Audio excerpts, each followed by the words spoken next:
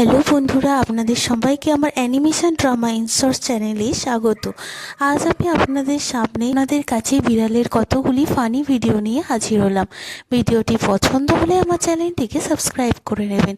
চলুন ভিডিওগুলি পর শুরু করা যাক।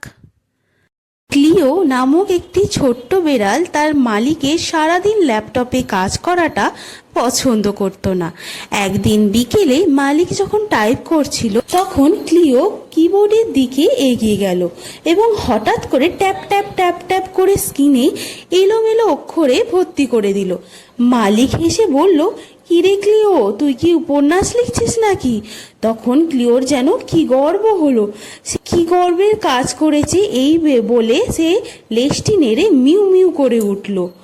মালিক তখন তাকে সরানোর চেষ্টা করছিল, কিন্তু ক্লিও কিছুতেই কিবোর্ড থেকে সরতে চাইল না।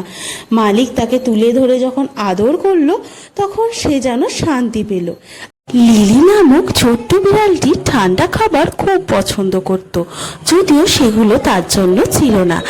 এক গ্রীষ্মের দিনে তার মালিক টেবিলের ওপর আইসক্রিম সাজিয়ে রাখলো একটি বড় বাটিতে করে।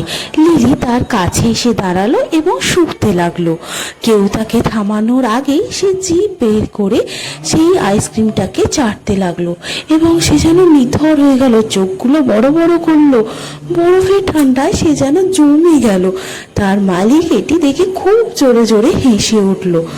লিলি তখন মাথা নাড়ল এবং জোরে যেন বলতে চাইলো, এটা খুবই সুস্বাদু কিন্তু খুবই বিপজ্জনক বলে সে লেজ না। প্রতিদিন সকালে ম্যাক্সের মালিক ভাবতেন আমার মোজাগুলি কোথায় যায়। একদিন সে ম্যাক্সের পেছন পেছন গেল এবং সত্যিটি আবিষ্কার করলো। শোবার ঘরের কোণে ম্যাক্স গর্বের সাথে একটি গোপন স্তূপ পাহারা দিচ্ছিল। এই স্তূপে ছিল বিভিন্ন রকমের রং বেরঙের 10টি মোজা।